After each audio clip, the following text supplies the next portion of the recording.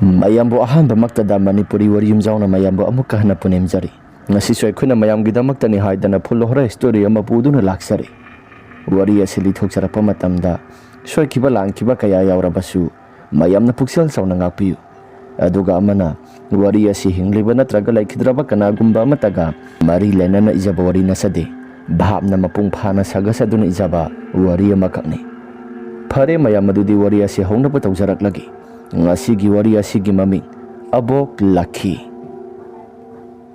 kalen thagi matamni sabana prok prok saklaba matamni tenisan mama naba singka walking saluraba matung dhanjilakpani tenisan mayum dhanjilakpa matamda mama Susila sing khaiduna lairami Susila da ima sayam na lami hai sak lamba bu karino sak se thongaga sagadabani thongagi sing se khaibalo silaga thongnaba tawragi baba di leitabro napa do hojiwai da sida leirambani kadai tana sakrabano khangdi yu thakpa muk sakrabra gyamenga tabasana ti bungo baba sina yu da dum thaagalai ai no monumit amadine sorakpadane baba ga loina pumchai chaiga doribani hai napa da dum na haigano phate nate masani tawriba aise yengsindana khosindana ibungo nang kai dawri nate kari wale no mata so hambiyodana adusu nate ima dana hotnaragalai nate aisibu magi masana trabra habanida summi nang na hariba wafam adu summi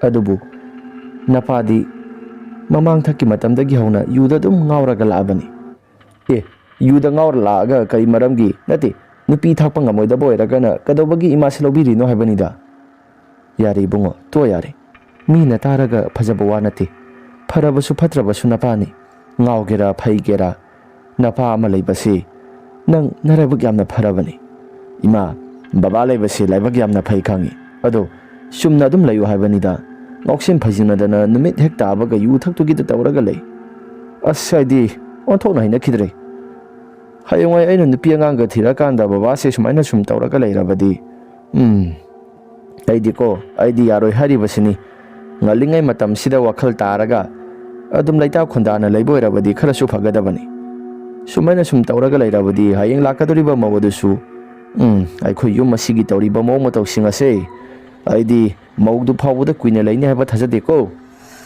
asi hairaga masa nupa tenisana du makchangki Susila su masa nupa na hairam liba wafam mayam singa sida mahaksu munna khalle isa na hairam liba wafam asi sumba su adu mak yauribani mapa sinaba nupa thokpa sungamde nong phung nganbadagi yu ngauduna du mak lairabani sumaina sum kuina lairabadi yum panbasi su phagi pharang makti natabanina kuina sangna su chapa ngamloi isasi pharabasu phatrabasu pakhang masa pharaklabani as lugadorida asi hairaga Susila wakhalda khalaga lairami Susila su sian khaibalo silaba matungda sak thongnaba haidana mahaksu sakhum lomda sanglai Susila na sak thagat pahorakle aduga masanupa tenisanna mahaksu lairik ngahtang pagi haidana mahaksu lairami asumna lairingai matamda sana tomba yu ngauduna lai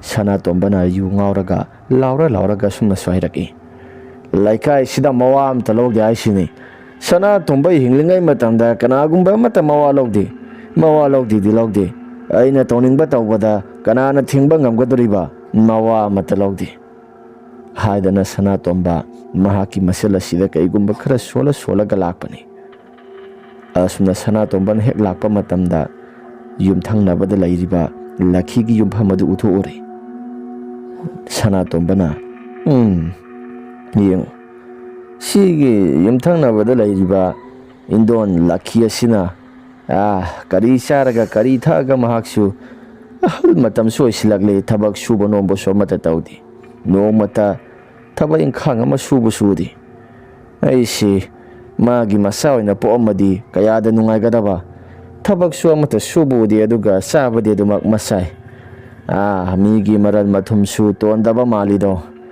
laibak phakreda indon lakhiya asi hairaga sana tomba masilda kaigumba khara solaga mahaksu lakpani mayumda prap sanglai sana tomba hek sanglapa matamda Susila yu taba makai thaga lakpira bro sana tomba wa amatangang de ꯑꯁꯨꯝꯅ ꯂꯩꯔꯤꯉꯩ ꯃꯇꯝꯗ ꯁꯨꯁꯤꯂꯥ ꯋꯥ ꯃꯈꯥ ꯑꯃꯨꯛ ꯇꯥꯔꯛꯏ.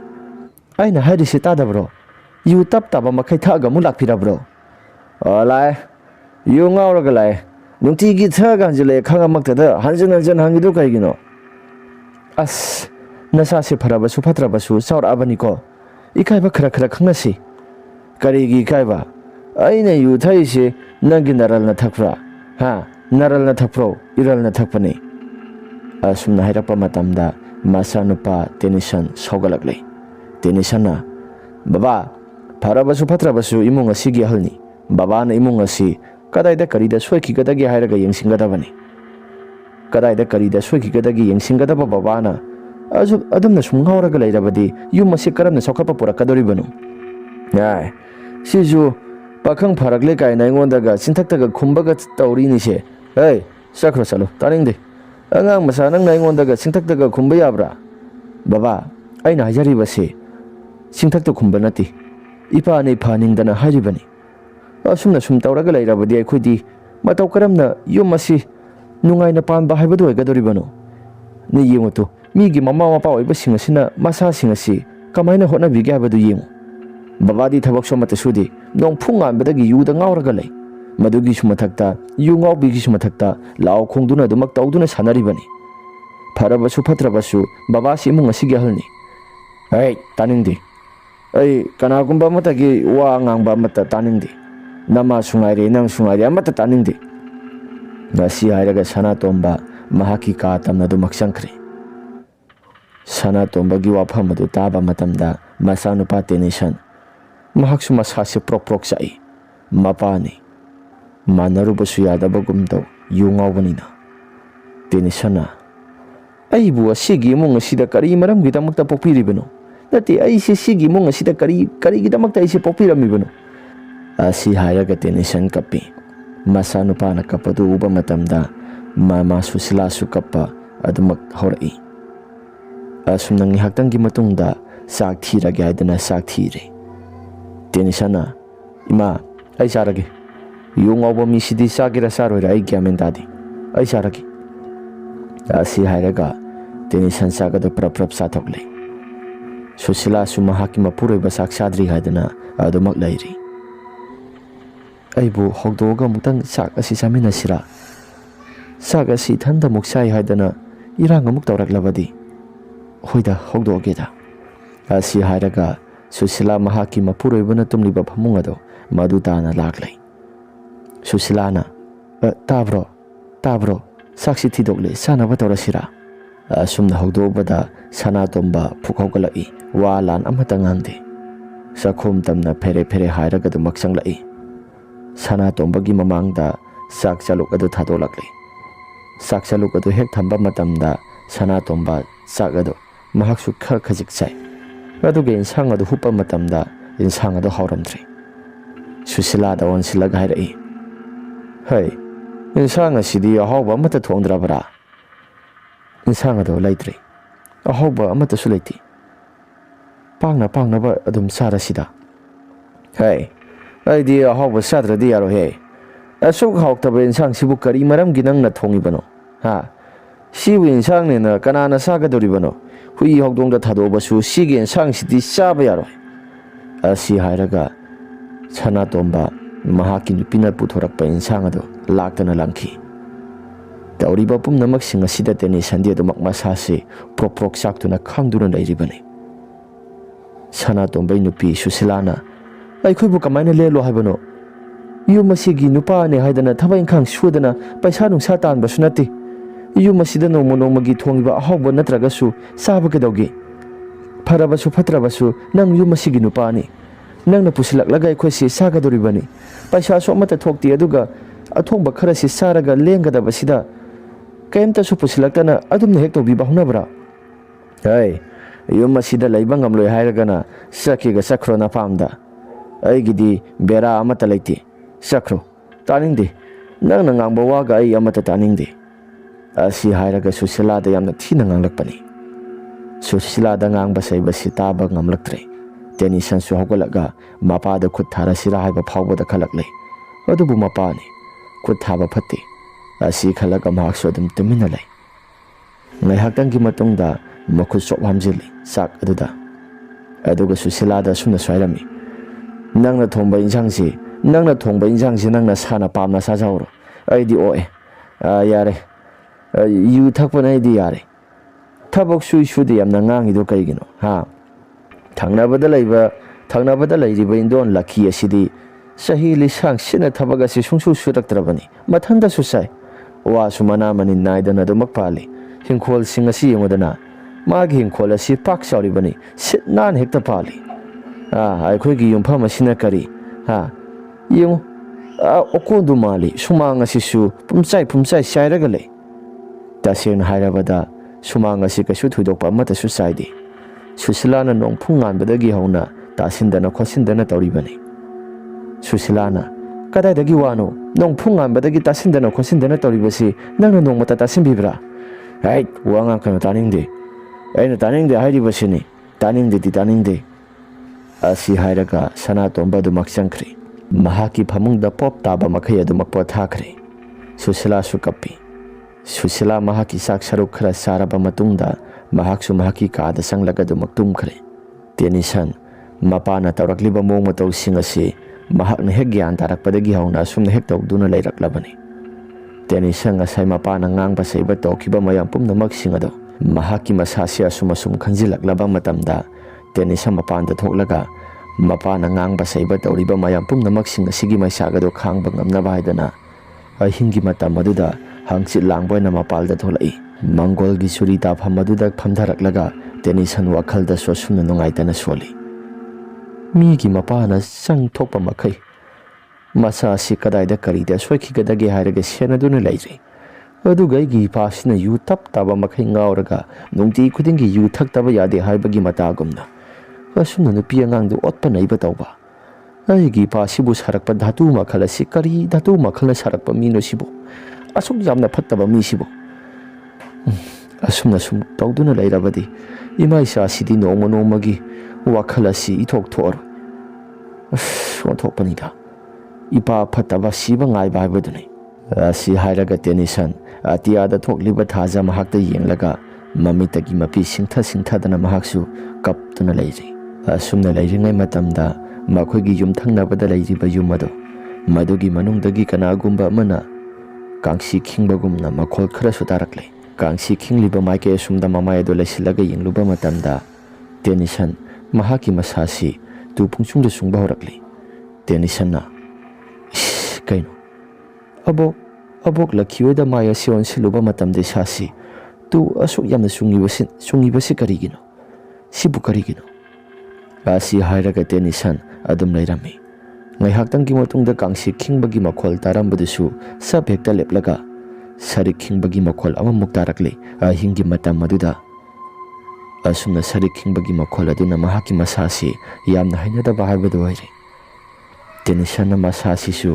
Sarik makhola si hekta baga thuk lauba amadi kiba su phaurakle tenisanna sidi yumda kitang thuna sanghorage abok lakhigi imung asida kai gumba matawbra asi hairaga phana khandokle aduga tenisan prap sanglai tenisana manungda heksangge haidana tawrakpa matamda thangnaba sigi sumangda kanagumba misak amana kok launa salibado tenisan mahaksu makhol tarakle tenisana Thangnaba sida kanagumba mana kok lauraga saisu makhol thona salibasi sibu kanano Tenisan haipesu mahakna septhaduna yengloi adubu kanagumba mata uramde Tenisan mahaki masasi su kharadi pakatli Tenisanna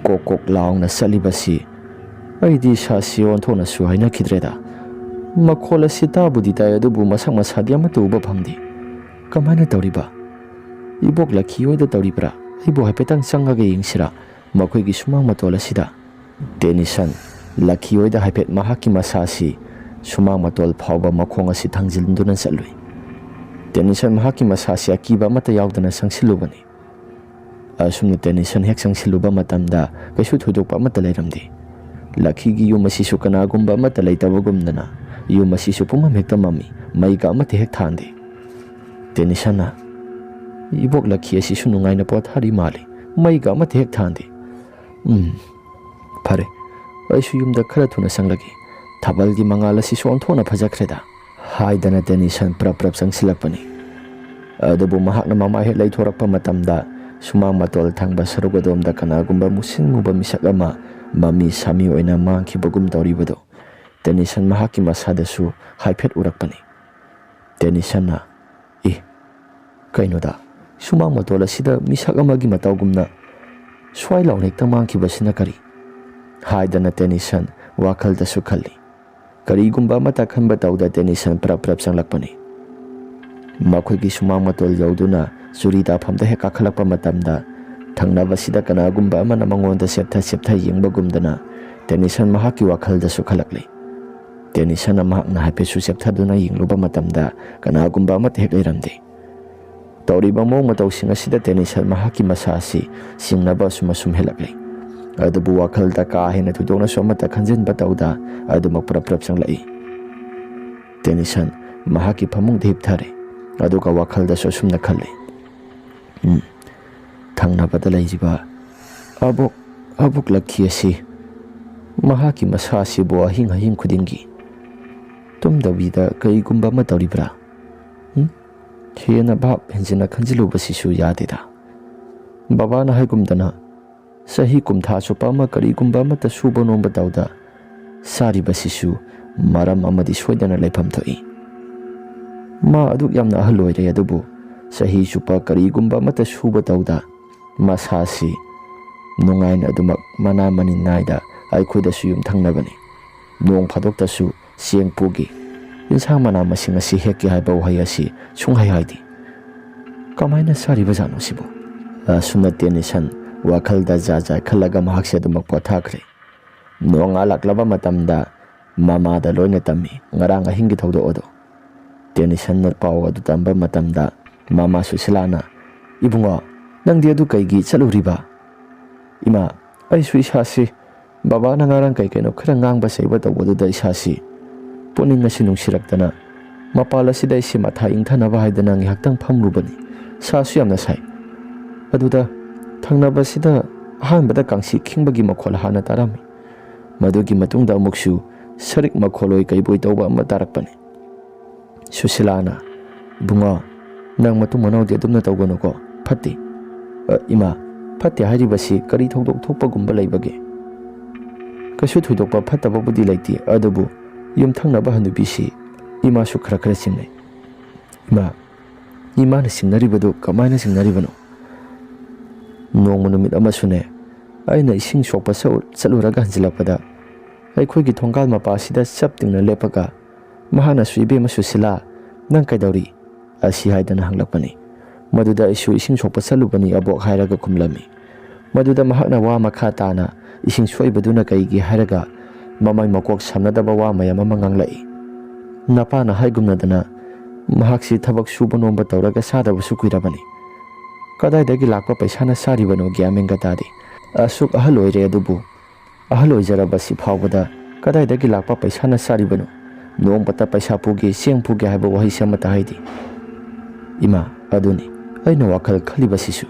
ꯑꯁꯤ ꯍꯥꯏꯗꯨꯅ ꯂꯩꯔꯤꯉꯩ ꯃꯇꯝꯗ ꯃꯄꯥꯜꯗꯒꯤ ꯀꯅꯥꯒꯨꯝꯕ ꯅꯨꯄꯤ ꯑꯃꯅ ꯀꯧꯕꯒꯤ ꯈꯣꯟꯖꯦꯜ ꯑꯁꯤ ꯇꯥꯔꯛꯂꯦ꯫ "ꯑꯣ, ꯏꯕꯦꯝꯃ ꯁꯨꯁꯤꯂꯥ, ꯏꯕꯦꯝꯃ ꯁꯨꯁꯤꯂꯥ, ꯇꯥꯕ꯭ꯔꯣ ꯅꯪꯕꯣ?" "ꯀꯅꯥꯅꯣ?" "ꯑꯩꯅꯤ,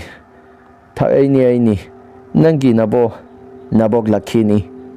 ꯑꯁꯨꯝꯅ ꯍꯦꯛ ꯋꯥꯔꯤ ꯋꯥꯇꯥꯏ ꯁꯥꯟꯅꯗꯨꯅ ꯂꯩꯔꯤꯉꯩ ꯃꯇꯝꯗ ꯂꯛꯈꯤꯁꯦ ꯂꯥꯛꯄ ꯃꯇꯝꯗ ꯃꯁꯥꯁꯤ ꯉꯛꯁꯨ ꯉꯛꯏ꯫ ꯁꯨꯁꯤꯂꯥꯅ ꯍꯥꯏꯔꯛꯏ, "ꯏꯁ, ꯑꯆꯪꯕ ꯃꯤꯒꯤ ꯋꯥꯔꯤ ꯁꯥꯟꯅꯕ ꯌꯥꯗꯦ ꯍꯥꯏꯕꯗꯨꯅꯤ꯫ ꯏꯕꯨꯡꯉꯣ, ꯆꯠꯂꯣ, ꯅꯪꯒꯤ ꯅꯊꯧ ꯇꯧꯖꯔꯨꯔꯣ." "ꯑꯕꯣꯛ, ꯁꯤꯗ ꯆꯪꯉꯣ ꯑꯕꯣꯛ." ꯑꯁꯤ ꯍꯥꯏꯅ ꯍꯦꯛ ꯀꯧꯁꯤꯜꯂꯨꯕ ꯃꯇꯝꯗ ꯂꯛꯈꯤ ꯆꯪꯂꯛꯏ꯫ "ꯑꯕꯣꯛ ꯂꯥꯛꯄꯁꯤꯗꯤ ꯀꯔꯤ ꯆꯥꯅꯤ? ꯂꯥꯛꯊꯣꯛꯇ ꯂꯥꯛꯄꯅꯤꯅ." "ꯀꯔꯤꯕꯨ ꯆꯥꯔꯨꯒꯗꯕꯅꯣꯗ? ꯆꯥꯗ꯭ꯔꯁꯨ ꯌꯥꯔꯦ." "ꯑꯕꯣꯛ, ꯁꯤꯒꯤ ꯐꯥꯟ ꯑꯁꯤꯗ ꯐꯝꯃꯣ ꯑꯕꯣꯛ." "ꯐꯥꯟ ꯑꯁꯤꯗ ꯀꯗꯥꯏ ꯐꯝꯒꯦ?" ꯑꯁꯤ ꯍꯥꯏꯔꯒ ꯆꯥꯛꯈꯨꯝ ꯐꯥꯟ ꯑꯗꯨ ꯊꯥꯖꯤꯜꯂꯤ꯫ ꯐꯝꯊꯔꯛꯂꯕ ꯃꯇꯝꯗ ꯂꯛꯈꯤꯅ ꯍꯥꯏꯔꯛꯏ, "ꯁꯨꯁꯤꯂꯥ, ꯅꯪꯅ ꯄꯥꯜꯂꯤꯕ ꯌꯨꯝꯕꯥꯟ ꯑꯁꯤ ꯑꯣꯟꯊꯣꯛꯅꯁꯨ ꯏꯪꯅ ꯆꯤꯛꯅ ꯄꯥꯟꯈ꯭ꯔꯦꯗ." "ꯑꯕꯣꯛ, ꯀꯗꯥꯏꯗꯒꯤ ꯋꯥꯅꯣꯗ? ꯅꯣꯡꯐꯨꯡ ꯉꯥꯟꯕꯗꯒꯤ ꯅꯆꯥꯅꯨꯄꯥ ꯑꯁꯤꯅ ꯊꯛꯄꯤ ꯆꯥꯕꯤ ꯇꯧꯕ ꯑꯗꯨꯝ ꯆꯠꯈ꯭ꯔꯦ, ꯑꯗꯨꯒ ꯅꯨꯃꯤꯠ ꯇꯥꯔꯛꯂꯕ ꯃꯇꯝꯗ ꯍꯟꯖꯤꯜꯂꯛꯀꯗꯣꯔꯤꯕꯅꯤ꯫ Asabo ay di matha yamna sarabanida. Ihi karigi matha nuni nangdi. Abo nasanupasina gyan taba oirabadi phaba. Gyan taraktabasida di matha yamna sarabani. Isi sumini adusu yumgi nupana gyan tarabadi mara tapna panbani. Nupa nupi thong manana gyan taba amadi sangi. Maduni abo. Adubu nasanupasi gyan tawai basunya yadi. Ado abo abok na lakpabu. Ay nalaiba si atay karigumba matanati. Nangwandagi siyang khara pugi haidana isi lakpani. Nang siyang khara loba yagadawri bro. Abo ay sungarangda kokta ani walubuda ngajibani. Abok na loge haribuda kokta kayano. Kasu yamuda kokta ama kaktani. Abok kidi kokta ama kaktang sina panakuina sana gadawri bani. Hohoy abo ngihakta ngaybiro. Si hairaga Susila kokta ama siyang ado lokthokna ba haidana tawrami. Susila na siyang lokthokna ba haidana tawringay matamda yung madugi akoybado laki lay-laydana yingi. Aduga nophet tawi. Asumna nophet tawraga mahaksu lay-laydana yingi ngay matamda Susila mamay patlay tolai. Abo sida layjari siyang haibado. Kaday. Siyang asi panggal sonsilaglaban na isu suba nomba siwari aduna. Sa kaktang thonglaga saba sudamak yauribani do. Waragle ahloy basi. Isa isu kanagumba matalayba natre. Nangi khuradusu matang matam sadana ngan hekta laikidre. Hingdabadi yadabani na isu sauraba yumpham ase konduna laibani. Abo abokti akhoi pulap leminasi haidana mamang thaki matamdagi hairabasu abokti yadedo. Iwa ipuroibana thanamba yumpham ase sidai thanta khakta lejageda Susila. Sinadum hena nungai. Abo se abo kisana ba haidana Luciani khaktang ka pai kho abo. Susila yare. Abo asinadum yare da. Abo yadisi. Abo ta system ka pai kho si alusi. Si haidana Susila adumak pikre aludo. Susila da phare Susila dudi abo khanaba muk tawrage ko nangi tawbimal si abo punsigi kauroi. Si hairaga dumak sakre. Susila su Lakigi matungda hafet yengduna lehawi. Asumna sak thongle. Susila na sak thongna wakhalda sukhalli. Ay ginupasina gyan taraklabadi nungay na dumak layba yaba imungni. Adubu gyan taba kauba layti. Asun thokpanida. Asi haidana sak thongna matam masi sokjingkri. Ngay haktanggi matungda tenisan mamagi manakta saklami haidana saklai. Sagado su thidok laba matungda tenisan school adu maksakre. Mahaki mapuroiba sanatombadi ngasai nong phung ngankibadagi thokibaduna hauji phawa hanjalaktribani.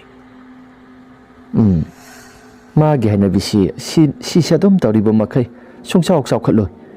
Migi masa mapuroiba singasina tawriba mong matau singasi aigi nupasida sungthok he thokti. Haidana nungthalgi matam maduda Susila mahaksu pothaduna layringai matamdani. Yumyai duda mahaksu thaduna kalengi matamga oibaga mahaksu pothaduna layringai matamdani.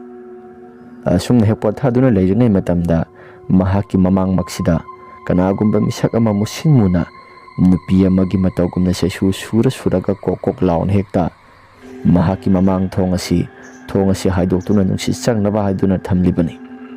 Madudagi prap changlai aduga Susilagi mamangda phatle paba matungda Susilagi masasida yinglakpani. Susila tawra iba mong matau singasi kanano haibasu mahak masana gyameng ka mati hektadi. Susilana nang bukanano. Susila mahak na dum na hajarabasu leplibam nupi adudi kanano haibasu gyameng ka matatadi. Nupi du sodum tumina yingduna lay. Susilada hey nang ay kanano haiba hanglakano. Nang si hatok payaba mini. Asi hay na Susilada nok tan hayraki. Susila su kanano haydana yamna kan hangba matamni. Asumna hangduna layringay matamda nupi ado sagay mathakta kakhatkre. Aduga Susila tamna yengdana nok tuna dumaklay. Tawriba mong matawsing ado Susila mahaki masada karino hayba gyameng katajaba sanati. Ngay haktanggi matungta Susila sagay mathakta kakadana naptana sanariba nupi ado Susila tamna paisilakli. Aduga Susilagi mangaksamda pek laun hekta mekhai. Susila sungamnaba haidana yamna kanna mahaki masasi lauthoknaba hotnabani. Adubu nupi asi lauthokpa so amata ngamdre. Asumna leirꯤꯉꯩ matamda Susila masasi yamna kanna masanupana nomduna hodorapani. Susilana mikap thorakpa matamda mahaki masagi makut asi masagi mangaksamda pasinduna leirami. Susilana ish sibu siramganida hojikki mangadubu karino aigi sagi khut asibu isana messenjaduna ima nangna sado kaidorage nati namang nahada kai urage nungthalgi matam asidabu ibunga nang school halabra halai ngasi se thangja numitni saidi isa sion thokpa manga manguredana haidana Susila akoibada leidana yengai ngasai sagai mathakta nupi aduna kakhatuna karigumba ama tawraktuna Susila tamna paisilakibado sagai mathakto yengba matamda Susila mahaki masasi kithikirum tawi Susilana honthokpanida ibunga se aisu kasu tawdresi mangda kai keno khara urami ima mangda kai urino mangda nupi ma prap laaga aigi khoriya se me khairakpani is ima makumang ni se kasu thoidokpa mata su tawroi hoida makumang oirabadi phai ado nang halabanina saising ado sathoknaba tawro asi hairaga saising sathoknaba tawri numidang wairam yoksilakli Susila sulam tu tasilaga mahaksu laiduk thanggi haidana lam asi khara tasinba horakpani Mangol thangba saruga si hana tasilakpa matamda Susila mahaki masasi sumang matol thangba saruk adomda lakhi hoigi sumang matol thangba saruk adomda yeningba haibado irakpani Susila na yengthoba matamda kanagumba misaka masatlaga leiribado Susila urakpani ahanbada lakhi malubani adubu numidang wairamgi khara mamtak tawrakpa maduwagi matam maduda lakhigi sumang matol asida saisu pairaga kanagumba misak amana makoksu yawbu udi masa khakta maksali saisu asi kokok pairaga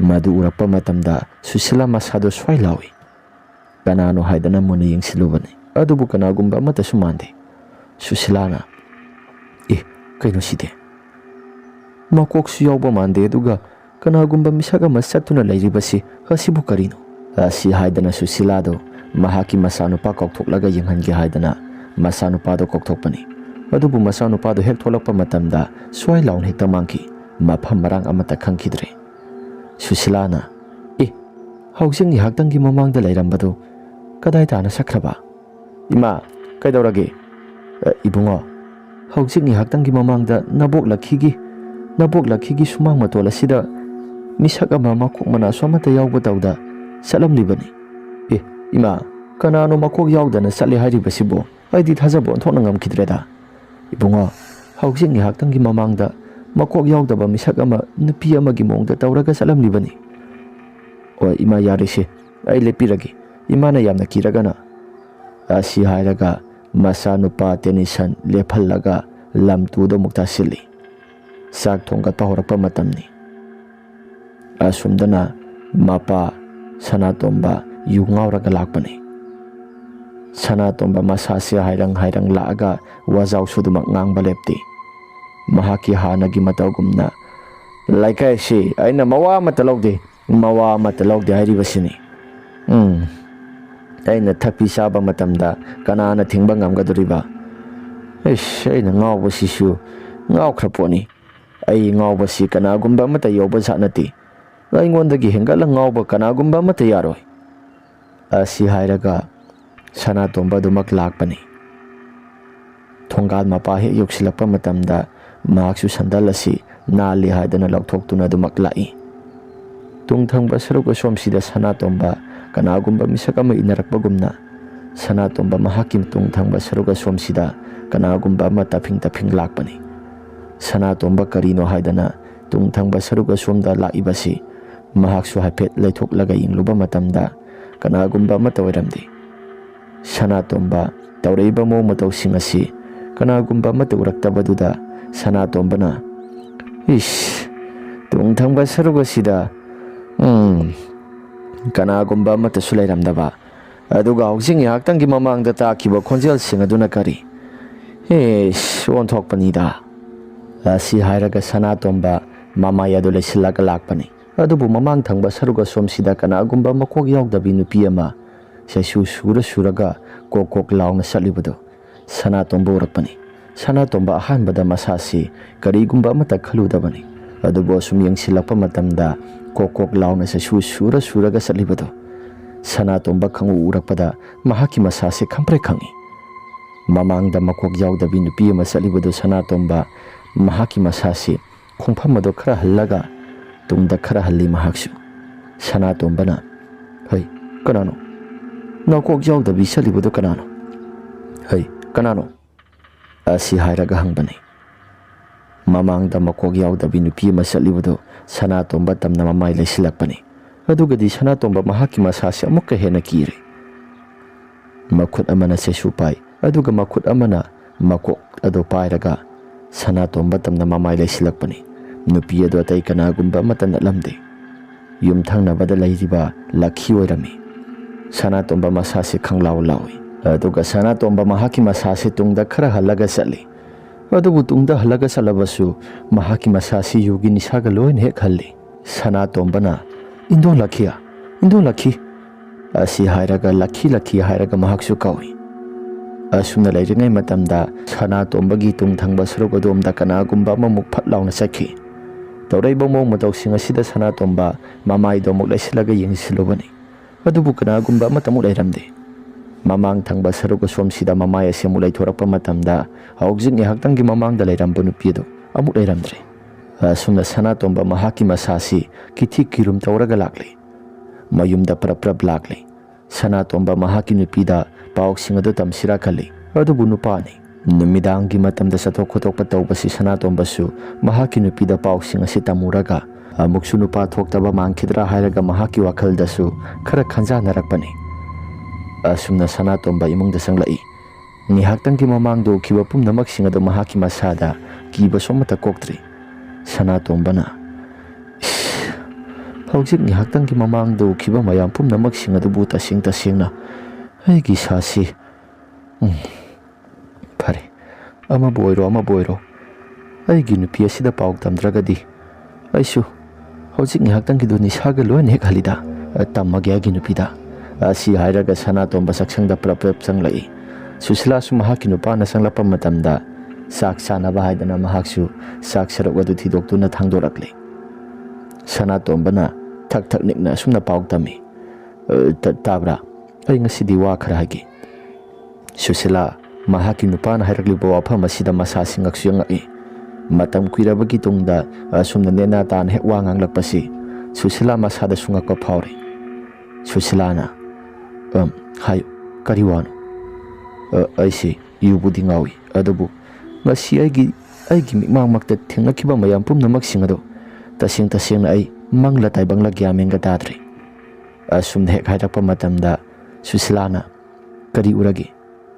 "ꯑꯩꯅ ꯍꯧꯖꯤꯛ ꯆꯪꯂꯛꯄ ꯃꯇꯝꯗ ꯊꯪꯅꯕꯗ ꯂꯩꯔꯤꯕ ꯏꯟꯗꯣꯟ ꯂꯛꯈꯤ ꯑꯁꯤ ꯃꯀꯣꯛ ꯑꯃꯠꯇ ꯌꯥꯎꯗꯅ ꯃꯍꯥꯛꯀꯤ ꯃꯈꯨꯠ ꯑꯗꯨꯅ ꯃꯀꯣꯛ ꯑꯗꯨ ꯄꯥꯏꯔꯦ, ꯑꯗꯨꯒ ꯃꯈꯨꯠꯅ ꯑꯃꯅ ꯆꯩꯁꯨ ꯑꯗꯨ ꯄꯥꯏꯗꯨꯅ ꯂꯩꯔꯝꯃꯤ, ꯑꯗꯨꯒ ꯑꯩꯒꯤ ꯏꯃꯥꯡꯃꯛꯁꯤꯗ ꯃꯍꯥꯛꯀꯤ ꯃꯁꯥꯁꯤ ꯀꯇꯨ ꯀꯔꯟ ꯆꯠꯂꯒ ꯂꯩꯔꯝꯃꯤ." ꯑꯁꯤ ꯍꯥꯏꯔꯒ ꯉꯁꯥꯏ ꯎꯈꯤꯕ ꯊꯧꯗꯣꯛ ꯃꯌꯥꯝꯁꯤꯡ ꯑꯗꯨ ꯂꯣꯏꯅ ꯇꯝꯃꯤ꯫ ꯁꯨꯁꯤꯂꯥ ꯃꯍꯥꯛꯀꯤ ꯅꯨꯄꯥꯅ ꯇꯝꯂꯛꯏꯕ ꯄꯥꯎꯁꯤꯡ ꯑꯗꯨꯒ ꯃꯍꯥꯛꯅ ꯎꯈꯤꯕ ꯃꯌꯥꯝꯁꯤꯡ ꯑꯗꯨꯒ ꯋꯥꯔꯤ ꯑꯁꯤ ꯆꯞ ꯍꯦꯛ ꯃꯥꯟꯅꯁꯤꯜꯂꯛꯄꯗꯨꯗ ꯃꯍꯥꯛꯁꯨ ꯃꯍꯥꯛꯀꯤ ꯅꯨꯄꯥꯗ ꯎꯈꯤꯕ ꯃꯌꯥꯝꯁꯤꯡ ꯑꯗꯨ ꯇꯝꯃꯤ꯫ ꯁꯨꯁꯤꯂꯥꯅ "ꯏꯟꯗꯣꯟ ꯂꯛꯈꯤ ꯑꯁꯤ ꯍꯟꯗꯛ ꯃꯔꯛ ꯑꯁꯤ ꯀꯩꯅꯣꯃꯗꯤ ꯇꯧꯕ ꯃꯥꯜꯂꯤ. ꯑꯩꯁꯨ ꯀꯩꯅꯣ ꯖꯥꯖꯥ ꯌꯥꯝꯅ ꯎꯏ. ꯍꯟꯗꯛ ꯃꯔꯛꯇꯤ ꯏꯟꯗꯣꯟ ꯂꯛꯈꯤ ꯑꯁꯤ ꯍꯥꯏꯒꯨꯝꯅꯗꯅ ꯃꯁꯤ ꯑꯩꯅ ꯉꯁꯥꯏ ꯎꯈꯤꯕꯗꯨ ꯑꯩ ꯅꯤꯁꯥꯒ ꯂꯣꯏꯅ ꯍꯦꯛ ꯍꯜꯂꯕꯅꯤ." ꯑꯁꯨꯝꯅ ꯄꯥꯎ ꯇꯝꯃꯛꯏ꯫ ꯑꯁꯨꯝꯗꯅ ꯂꯛꯈꯤꯁꯨ ꯂꯥꯏ ꯁꯥꯟꯅꯕ ꯂꯦꯞꯇꯦ ꯃꯍꯥꯛꯀꯤ ꯌꯨꯝꯖꯥꯎ ꯑꯗꯨꯗ ꯃꯈꯨꯠꯇ ꯊꯥꯡ ꯑꯃ ꯄꯥꯏꯗꯨꯅ ꯈꯨꯕꯥꯛ ꯃꯌꯥꯏꯗ ꯆꯤꯡꯏ, ꯑꯗꯨꯒ ꯊꯣꯛꯂꯛꯄ ꯏꯁꯤꯡ ꯑꯗꯨꯅ ꯈꯨꯕꯥꯛ ꯃꯌꯥꯏꯗꯨ ꯃꯈꯥꯗ ꯈꯨꯕꯥꯛ ꯑꯗꯨꯅ ꯄꯣꯞ ꯂꯥꯎꯅ ꯍꯦꯛꯇ ꯊꯥꯖꯤꯜꯂꯤ ꯂꯩꯃꯥꯏꯗ꯫ ꯈꯨꯕꯥꯛ ꯑꯗꯨꯗꯒꯤ ꯊꯣꯛꯂꯛꯄ ꯏ ꯃꯌꯥꯝꯁꯤꯡ ꯑꯗꯨꯅ ꯂꯩꯃꯥꯏꯗ ꯈꯨꯕꯥꯛ ꯃꯔꯝ ꯆꯞ ꯆꯥꯅ ꯍꯦꯛ ꯇꯥꯏ꯫ ꯑꯗꯨꯒ ꯑꯁꯣꯝꯗꯅ ꯁꯅꯥꯇꯣꯝꯕ ꯃꯍꯥꯛꯀꯤ ꯅꯨꯄꯤꯗ ꯄꯥꯎꯁꯤꯡ ꯑꯗꯨ ꯇꯝꯂꯤ꯫ "ꯏꯟꯗꯣꯟ ꯂꯛꯈꯤ ꯑꯁꯤ ꯑꯩꯈꯣꯏꯅ ꯄꯤꯛꯂꯤꯉꯩ ꯃꯇꯝꯗꯒꯤ ꯍꯧꯅ ꯈꯨꯔꯥꯁꯤ ꯂꯩꯃꯤꯟꯅꯔꯛꯄꯗ ꯌꯥꯝꯅ ꯋꯥꯅ ꯂꯩꯃꯤꯟꯅꯔꯛꯄꯅꯤ, ꯑꯗꯨꯕꯨ ꯈꯨꯔꯥꯗꯨ ꯃꯇꯧ ꯀꯔꯝꯅ ꯁꯤꯈꯤꯕꯅꯣ ꯒ꯭ꯌꯥꯟ ꯃꯦꯟꯒ ꯇꯥꯗꯦ꯫ ꯈꯨꯔꯥꯗꯨꯁꯨ ꯌꯨꯔꯥꯏ ꯁꯨꯔꯒ ꯁꯤꯈꯤꯕꯅꯤ, ꯑꯗꯣ ꯃꯍꯥꯛꯅ ꯁꯤꯔꯝꯂꯤꯕ ꯃꯑꯣꯡ ꯃꯇꯧꯁꯤꯡ ꯑꯗꯨꯁꯨ ꯒ꯭ꯌꯥꯟ ꯃꯦꯟꯒ ꯇꯥꯗꯕꯅꯤ ꯍꯥꯏꯕꯗꯤ ꯃꯍꯥꯛꯅ ꯏꯔꯥꯛꯅꯗꯨꯅ ꯁꯤꯔꯤꯕꯅꯤ ꯍꯥꯏꯗꯅ ꯇꯧꯔꯤꯕꯗꯨꯁꯨ ꯈꯨꯃꯨꯛꯇꯪ ꯋꯥꯡꯕ ꯏꯁꯤꯡ ꯏꯊꯦꯟ ꯊꯦꯟꯕꯗꯨꯗ ꯃꯍꯥꯛꯁꯨ ꯂꯨꯞꯁꯤꯜꯂꯒ ꯁꯤꯔꯝꯂꯤꯕꯅꯤ ꯃꯌꯥꯝꯅ ꯏꯔꯥꯛꯅꯔꯒ ꯁꯤꯕꯅꯤ ꯍꯥꯏ ꯑꯗꯨꯒ ꯈꯔ ꯑꯃꯅ ꯑꯃꯨꯛꯁꯨ BP ꯁ꯭ꯇ꯭ꯔꯣꯛ ꯇꯧꯔꯒ ꯁꯤꯕꯅꯤ ꯍꯥꯏ ꯑꯁꯨꯝꯅ ꯈꯔ ꯉꯥꯡꯅꯗꯨꯅ ꯃꯌꯥꯝ ꯑꯁꯤ ꯃꯍꯥꯛꯀꯤ ꯃꯤꯁꯤ ꯑꯗꯨ ꯒ꯭ꯌꯥꯟ ꯃꯦꯟꯒ ꯇꯥꯈꯤꯗ꯭ꯔꯕꯅꯤ ꯑꯁꯣꯝꯗꯅ ꯂꯛꯈꯤꯗꯨ ꯃꯆꯤꯜꯗ ꯂꯥꯏꯁꯣꯟ ꯇꯤꯟꯁꯣꯟ ꯁꯣꯟꯕ ꯍꯧꯔꯛꯂꯕ ꯃꯇꯨꯡꯗ ꯂꯛꯈꯤꯅ ꯍꯥꯏꯔꯛꯏ ꯇꯤꯃꯨ ꯂꯩꯃꯨ ꯃꯌꯥꯝ ꯁꯥ ꯆꯠꯂꯨ ꯉꯁꯥꯏ ꯑꯩꯅ ꯂꯥꯏ ꯁꯥꯟꯅꯔꯤꯉꯩ ꯃꯇꯝꯗ ꯎꯈ꯭ꯔꯕ ꯁꯅꯥꯇꯣꯝꯕꯁꯤ ꯍꯤꯡꯊꯠꯊꯠꯂꯨ ꯃꯍꯥꯛꯀꯤ ꯃꯁꯥ ꯃꯅꯨꯡꯗꯒꯤ ꯏ ꯃꯌꯥꯝ ꯑꯃ ꯕꯤꯔꯤ ꯕꯤꯔꯤ ꯀꯥꯞꯊꯣꯛꯇꯨꯅ ꯁꯤꯍꯜꯂꯨ ꯆꯠꯂꯨ ꯃꯈꯣꯏꯒꯤ ꯏꯃꯨꯡ ꯃꯅꯨꯡ ꯑꯁꯤ ꯑꯋꯥꯐꯝꯗ ꯇꯥꯍꯟꯒꯗꯕꯅꯤ ꯑꯁꯤ ꯍꯥꯏꯔꯒ ꯂꯛꯈꯤꯗꯣ ꯃꯃꯤꯠ ꯃꯅꯥ ꯉꯛꯁꯪ ꯍꯦꯛ ꯉꯥꯡꯕ ꯃꯈꯩ ꯂꯥꯏ ꯁꯥꯟꯅꯔꯛꯄꯅꯤ ꯆꯩꯁꯨ ꯑꯗꯨꯅ ꯀꯣꯛ ꯀꯣꯛ ꯂꯥꯎꯅ ꯐꯨꯔꯕ ꯃꯇꯨꯡꯗ ꯂꯥꯏ ꯃꯌꯥꯝꯁꯤꯡ ꯑꯗꯨ ꯃꯊꯪ ꯂꯣꯏꯅ ꯄꯥꯏꯅꯗꯨꯅ ꯆꯠꯈ꯭ꯔꯦ ꯑꯁꯨꯝꯅ ꯁꯅꯥꯇꯣꯝꯕꯒꯤ ꯏꯃꯨꯡꯗ ꯂꯥꯏ ꯃꯌꯥꯝꯁꯤꯡ ꯑꯁꯤ ꯃꯈꯣꯏꯒꯤ ꯏꯃꯨꯡ ꯑꯁꯤꯗ ꯆꯪꯒꯦ ꯍꯥꯏꯗꯅ ꯇꯧꯔꯛꯄꯅꯤ ꯊꯣꯡ ꯑꯁꯤ ꯂꯣꯟꯁꯤꯟꯗꯨꯅ ꯊꯤꯡꯖꯤꯟꯗꯨꯅ ꯂꯩꯍꯧꯕ ꯊꯣꯡ ꯑꯗꯨ ꯃꯊꯟꯇ ꯍꯦꯛꯇ ꯒꯦ ꯂꯥꯎꯅ ꯍꯥꯡꯗꯣꯛꯇꯨꯅ ꯊꯣꯡ ꯑꯁꯤ ꯀꯅꯥꯒꯨꯝꯕ ꯑꯃ ꯆꯪꯂꯛꯄꯒꯨꯝꯅ ꯏꯃꯨꯡ ꯑꯁꯤꯗ ꯆꯪꯂꯛꯄꯒꯨꯝꯅ ꯁꯧꯍꯨꯝ ꯈꯔ ꯐꯪꯂꯛꯏ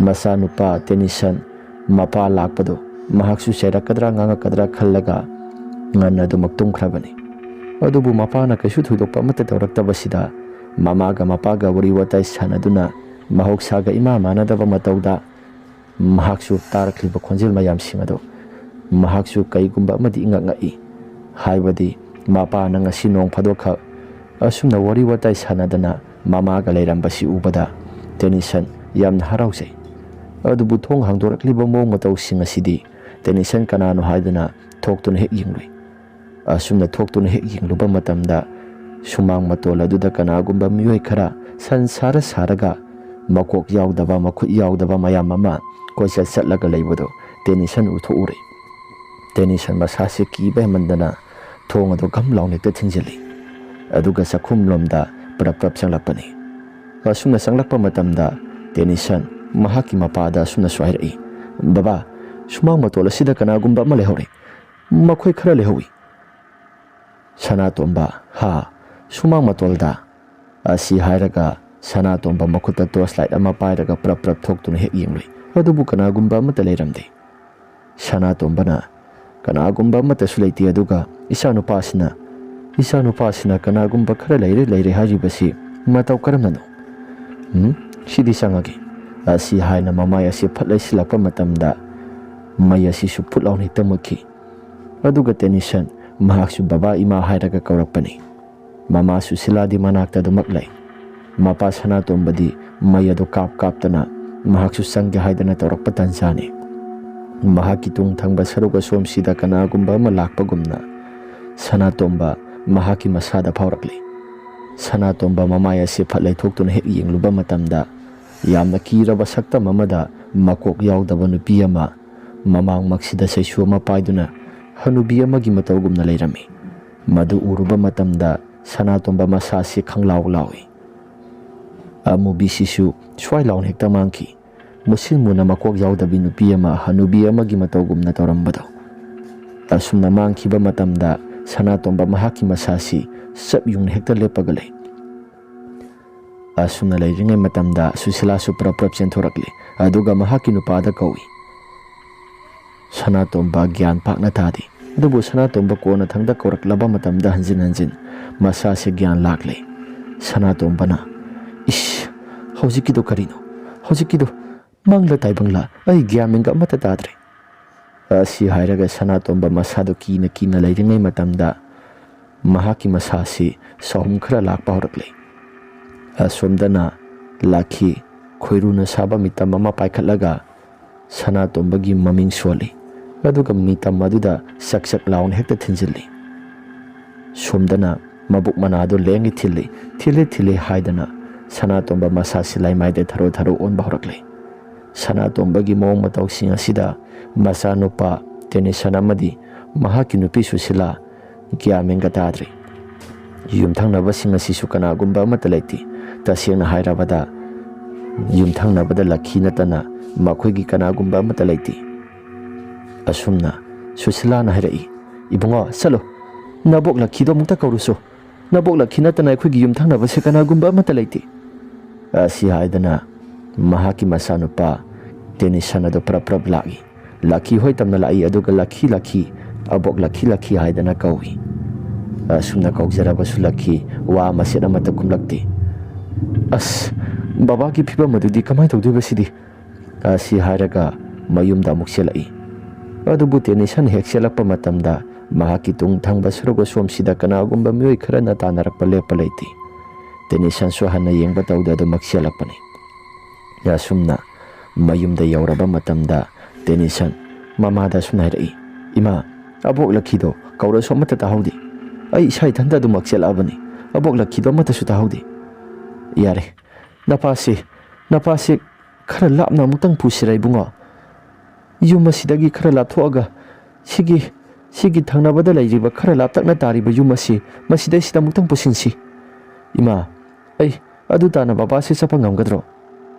ꯑꯁꯨꯝꯅ ꯍꯥꯏꯔꯤꯉꯩ ꯃꯇꯝ ꯑꯁꯤꯗ ꯃꯍꯥꯛꯀꯤ ꯃꯄꯥ ꯍꯥꯏꯕꯗꯤ ꯇꯦꯅꯤꯁꯟꯒꯤꯅ ꯃꯄꯥ ꯁꯅꯥꯇꯣꯝꯕꯁꯤ ꯃꯌꯥꯗꯒꯤ ꯏ ꯃꯌꯥꯝ ꯑꯃ ꯑꯣꯠꯊꯔꯛꯂꯤ꯫ ꯁꯅꯥꯇꯣꯝꯕꯅ ꯑꯗꯨꯝꯅ ꯍꯦꯛ ꯇꯧꯔꯛꯄ ꯃꯇꯝꯗ ꯃꯍꯥꯛꯀꯤ ꯃꯃꯥ ꯁꯨꯁꯤꯂꯥꯁꯤ ꯌꯥꯝꯅ ꯄꯥꯈꯠꯂꯤ꯫ ꯇꯦꯅꯤꯁꯟꯁꯨ ꯋꯥꯈꯜ ꯑꯃ ꯈꯜꯂꯛꯇꯨꯅ ꯃꯍꯥꯛꯁꯨ ꯈꯨꯖꯨ ꯂꯩꯈꯥꯝ ꯂꯩꯕꯗꯣ ꯑꯗꯨ ꯇꯝꯅ ꯂꯥꯛꯂꯤ ꯑꯗꯨꯒ ꯃꯩ ꯊꯥꯗꯣꯛꯂꯤ꯫ ꯈꯨꯖꯨ ꯂꯩꯈꯥꯝ ꯑꯗꯨ ꯃꯩ ꯊꯥꯗꯣꯛꯂꯕ ꯃꯇꯝ ꯑꯗꯨꯗ ꯉꯁꯥꯏ ꯃꯈꯩ ꯇꯧꯔꯝꯕ ꯄꯨꯝꯅꯃꯛꯁꯤꯡ ꯑꯁꯤ ꯂꯣꯏꯅ ꯍꯦꯛꯇ ꯐꯈꯤ꯫ ꯊꯣꯡ ꯊꯣꯡꯅꯥꯎꯁꯤꯡ ꯑꯁꯤꯁꯨ ꯒꯞ ꯂꯥꯎꯅ ꯍꯦꯛꯇ ꯅꯣꯝꯂꯝꯕꯅꯤ ꯑꯗꯨꯒ ꯃꯅꯤꯡ ꯃꯌꯥꯁꯤꯁꯨ ꯀꯅꯥꯒꯨꯝꯕ ꯃꯤꯑꯣꯏ ꯈꯔ ꯂꯩꯕꯒꯨꯝꯅ ꯁꯥꯍꯨꯝ ꯈꯔ ꯐꯪꯂꯛꯄꯅꯤ꯫ ꯇꯧꯔꯝꯕ ꯄꯨꯝꯅꯃꯛꯁꯤꯡ ꯑꯗꯨ ꯂꯣꯏꯅ ꯍꯦꯛꯇ ꯐꯈꯤꯔꯝꯃꯤ꯫ ꯇꯦꯅꯤꯁꯟꯅ, ꯏꯃꯥ, ꯕꯕꯥꯁꯤ ꯋꯥꯈꯜ ꯇꯥꯅꯕ ꯑꯃꯨꯛꯇꯪꯗꯤ ꯂꯥꯛꯅꯁꯤ, ꯅꯠꯇ꯭ꯔꯒꯗꯤ ꯕꯕꯥꯁꯤ ꯈꯨꯗꯣꯡ ꯊꯤꯅꯤꯡꯉꯥꯏ ꯉꯥꯛꯇ ꯑꯣꯏꯔꯛꯄꯁꯨ ꯌꯥꯏ꯫ ꯑꯁꯨꯝꯅ ꯁꯨꯁꯤꯂꯥꯅ ꯃꯍꯥꯛꯀꯤ ꯃꯆꯥꯅꯨꯄꯥꯅ ꯍꯥꯏꯔꯛꯂꯤꯕ ꯋꯥꯐꯝꯁꯤꯡ ꯑꯗꯨ ꯇꯧꯅꯕ ꯍꯥꯏꯗꯅ ꯄꯥꯡꯊꯣꯛꯂꯤ꯫ ꯑꯁꯨꯝꯅ ꯂꯩꯔꯤꯉꯩ ꯃꯇꯝꯗ ꯌꯨꯝꯊꯪꯅꯕꯗ ꯂꯩꯔꯤꯕ ꯂꯛꯈꯤ ꯑꯁꯤ ꯇꯦꯅꯤꯁꯟ ꯍꯥꯏꯗꯅ ꯌꯥꯝꯅ ꯀꯟꯅ ꯀꯧꯔꯛꯄꯅꯤ꯫ ꯑꯁꯨꯝꯅ ꯀꯧꯔꯛꯄꯒꯤ ꯃꯈꯣꯜ ꯑꯁꯤ ꯇꯥꯕ ꯃꯇꯝꯗ ꯃꯈꯣꯏꯒꯤ ꯏꯃꯨꯡ ꯑꯁꯤ ꯂꯛꯈꯤꯅ ꯀꯧꯔꯛꯄ ꯃꯈꯣꯜ ꯑꯁꯤ ꯇꯥꯔꯒ ꯑꯃꯨꯛꯀ ꯍꯦꯟꯅ ꯀꯤꯕ ꯍꯧꯔꯛꯂꯤ꯫ ꯑꯗꯨꯒ ꯊꯣꯡ ꯑꯁꯤꯁꯨ ꯍꯥꯡꯗꯣꯛꯇꯦ꯫ ꯊꯣꯡ ꯃꯌꯥꯁꯤꯗ ꯁꯨꯁꯤꯂꯥ ꯍꯥꯏꯔꯒ ꯑꯗꯨꯃꯛ ꯀꯧꯗꯨꯅ ꯂꯩ꯫ ꯑꯁꯨꯝꯅ ꯇꯧꯔꯛꯏꯕ ꯃꯑꯣꯡ ꯃꯇꯧꯁꯤꯡ ꯑꯁꯤ ꯈꯨꯖꯨ ꯂꯩꯈꯥꯝ ꯊꯥꯔꯒ ꯃꯆꯥꯅꯨꯄꯥ ꯇꯦꯅꯤꯁꯟꯅ ꯇꯥꯟꯊꯣꯛꯅꯕ ꯍꯣꯠꯅꯩ꯫ ꯀꯧꯔꯛꯂꯤꯕ ꯃꯤꯡꯒꯧ ꯑꯁꯤꯁꯨ ꯌꯥꯝꯅ ꯀꯤꯔꯕ ꯈꯣꯟꯖꯦꯜ ꯑꯃꯗ ꯈꯣꯟꯊꯥꯡ ꯌꯩꯅ ꯀꯧꯔꯛꯄꯅꯤ, ꯃꯌꯥ ꯏꯍꯤ ꯍꯤꯒꯠꯂꯒ꯫ ꯇꯧꯔꯛꯂꯤꯕ ꯄꯨꯝꯅꯃꯛꯁꯤꯡ ꯑꯁꯤ ꯌꯨꯝꯊꯪꯅꯕꯗ ꯂꯩꯔꯤꯕ ꯂꯛꯈꯤꯅ ꯇꯧꯔꯛꯄꯅꯤ ꯍꯥꯏꯕꯁꯤ ꯃꯌꯦꯛ ꯁꯦꯡꯅ ꯈꯪꯂꯤ꯫ ꯑꯁꯨꯝꯅ ꯉꯥꯏꯍꯥꯛꯇꯪꯒꯤ ꯃꯇꯨꯡꯗ ꯁꯅꯥꯇꯣꯝꯕ ꯃꯁꯥꯁꯤ ꯋꯥꯁꯨ ꯋꯥꯔꯤ ꯑꯗꯨꯒ ꯒ꯭ꯌꯥꯟ ꯂꯥꯛꯂꯤ꯫ ꯑꯩ ꯌꯥꯝꯅ ꯋꯥꯔꯤ꯫ ꯑꯩꯒꯤ ꯏꯁꯥꯁꯤ ꯑꯃꯨꯛꯇꯪꯗꯤ ꯄꯣꯊꯥꯕ ꯃꯇꯝ ꯄꯤꯕꯤꯌꯨ, ꯏꯁꯥꯁꯤ ꯌꯥꯗ꯭ꯔꯤ꯫ ꯑꯁꯤ ꯍꯥꯏꯅ ꯍꯥꯏꯔꯛꯄꯅꯤ꯫ ꯑꯍꯤꯡꯒꯤ ꯃꯇꯝꯗꯨꯃꯗꯤ ꯁꯅꯥꯇꯣꯝꯕ ꯅꯨꯡꯉꯥꯏꯅ ꯄꯣꯊꯥꯍꯜꯂꯤ ꯑꯗꯨꯒ ꯃꯃꯥ ꯃꯁꯥꯗꯨ ꯄꯣꯊꯥꯗ꯭ꯔꯤ꯫ ꯈꯨꯖꯨ ꯂꯩꯈꯥꯝ ꯊꯥꯗꯅ ꯑꯍꯤꯡꯒꯤ ꯃꯇꯝꯗꯨꯃꯗꯤ ꯂꯦꯜꯂꯤ꯫ ꯅꯣꯡꯉꯥꯜꯂꯛꯂꯕ ꯃꯇꯝꯗ ꯃꯥꯏꯕ ꯈꯨꯟꯖꯥꯎꯒꯤ ꯃꯅꯥꯛꯇ ꯆꯠꯁꯤ ꯍꯥꯏꯗꯅ ꯁꯨꯁꯤꯂꯥ ꯑꯃꯗꯤ ꯃꯍꯥꯛꯀꯤ ꯃꯆꯥꯅꯨꯄꯥ ꯇꯦꯅꯤꯁꯟ ꯃꯄꯥ ꯁꯅꯥꯇꯣꯝꯕ ꯄꯨꯗꯨꯅ ꯂꯥꯛꯄꯅꯤ꯫ ꯈꯨꯟꯖꯥꯎꯅ ꯌꯦꯡꯕ ꯃꯇꯝꯗ ꯑꯁꯨꯝꯅꯁꯨ ꯐꯥꯎꯔꯛꯏ, ꯅꯈꯣꯏꯒꯤ ꯌꯨꯝꯊꯪꯅꯔꯤꯕ ꯅꯨꯄꯤ ꯑꯁꯤꯗꯤ ꯑꯣꯟꯊꯣꯛꯅꯁꯨ ꯐꯠꯈꯤꯗ꯭ꯔꯦꯗ꯫ ꯅꯈꯣꯏꯁꯤ ꯄꯨꯡꯇꯨꯝ ꯇꯨꯝꯅ ꯍꯥꯠꯂꯒ ꯌꯨꯝ ꯑꯁꯤ ꯃꯍꯥꯛꯅ ꯑꯣꯏꯒꯦ ꯍꯥꯏꯗꯅ ꯈꯟꯕꯅꯤ꯫ ꯈꯨꯔꯥ, ꯃꯇꯧ ꯀꯔꯝꯅꯗꯨꯗꯤ?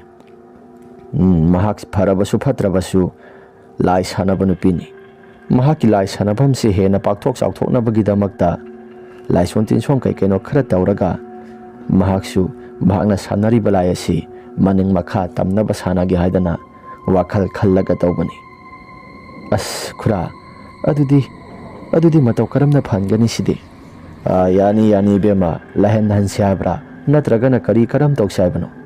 ꯈꯨꯔꯥ, ꯂꯩꯍꯟꯗꯤ ꯍꯟꯕꯤꯔꯅꯨ, ꯂꯩꯍꯟꯍꯟꯕꯗꯤ ꯄꯥꯝꯗ꯭ꯔꯦ꯫ ꯃꯍꯥꯛꯀꯤ ꯃꯁꯥꯗ ꯂꯩꯔꯤꯕ ꯐꯠꯇꯕ ꯃꯌꯥꯝꯁꯤꯡ ꯑꯁꯤ ꯑꯃꯨꯛꯇꯪ ꯂꯧꯊꯣꯛꯂꯒ ꯑꯩꯈꯣꯏꯗꯁꯨ ꯆꯪꯂꯛꯇꯅꯕ ꯃꯑꯣꯡꯗ ꯑꯃꯨꯛꯇꯪ ꯈꯨꯔꯥꯅ ꯌꯦꯡꯕꯤꯌꯨ꯫ ꯑꯣ, ꯐꯔꯦ ꯑꯗꯨꯗꯤ꯫ ꯑꯁꯤ ꯍꯥꯏꯔꯒ ꯁꯅꯥꯇꯣꯝꯕꯒꯤ ꯃꯁꯥꯗ ꯆꯪꯂꯛꯈꯤꯕ ꯐꯠꯇꯕ ꯃꯌꯥꯝ ꯄꯨꯝꯅꯃꯛꯁꯤꯡ ꯑꯗꯨ ꯂꯣꯏꯅ ꯇꯥꯟꯊꯣꯛꯂꯤ꯫ ꯂꯣꯏꯅ ꯇꯥꯟꯊꯣꯛꯄ ꯂꯣꯏꯁꯤꯜꯂꯕ ꯃꯇꯨꯡꯗ ꯃꯈꯣꯏꯁꯨ ꯌꯨꯝꯗ ꯍꯜꯂꯛꯂꯤ꯫ ꯁꯅꯥꯇꯣꯝꯕ ꯃꯍꯥꯛꯁꯨ ꯃꯁꯥꯁꯤ ꯏꯁꯣꯛ ꯁꯣꯛꯊꯕ ꯃꯈꯩ ꯂꯥꯛꯄꯅꯤ꯫ ꯃꯥꯏꯕ ꯈꯨꯟꯖꯥꯎꯅ ꯄꯤꯔꯛꯈꯤꯕ ꯏꯁꯤꯡ ꯑꯗꯨ ꯌꯨꯝ ꯑꯗꯨꯒꯤ ꯑꯀꯣꯏꯕꯗ ꯈꯤꯛꯇꯣꯛꯂꯤ꯫ ꯃꯗꯨꯒꯤ ꯃꯇꯨꯡꯗ ꯂꯛꯈꯤꯅ ꯄꯣꯠꯁꯦꯝ ꯖꯥꯗꯨ ꯇꯧꯔꯛꯂꯕꯁꯨ ꯀꯩꯁꯨ ꯊꯣꯏꯗꯣꯛꯄ ꯑꯃꯠꯇ ꯆꯪꯈꯤꯗ꯭ꯔꯦ꯫ ꯁꯅꯥꯇꯣꯝꯕꯁꯨ ꯅꯣꯡꯃꯒꯤ ꯃꯁꯥꯁꯤ ꯐꯒꯠꯂꯛꯇꯨꯅ ꯃꯁꯥꯁꯤ ꯇꯤꯡ ꯂꯥꯎꯅ ꯂꯩꯔꯤ꯫ ꯌꯨꯁꯨ ꯃꯈꯥ ꯇꯥꯅ ꯑꯃꯠꯇ ꯊꯛꯈꯤꯗ꯭ꯔꯦ꯫ ꯑꯁꯨꯝꯅ ꯃꯇꯝ ꯈꯔꯒꯤ ꯃꯇꯨꯡꯗ ꯂꯛꯈꯤ ꯅꯣꯡꯃ ꯅꯨꯃꯤꯠ ꯑꯃ ꯏꯈꯪ ꯈꯪꯍꯧꯗꯅ ꯃꯍꯥꯛꯀꯤ ꯃꯁꯥꯁꯤ Thong suhang hangdokte haidana laikagi myoising jangsilaga pulap yengminaba matamda Lakhi si siduna lairami.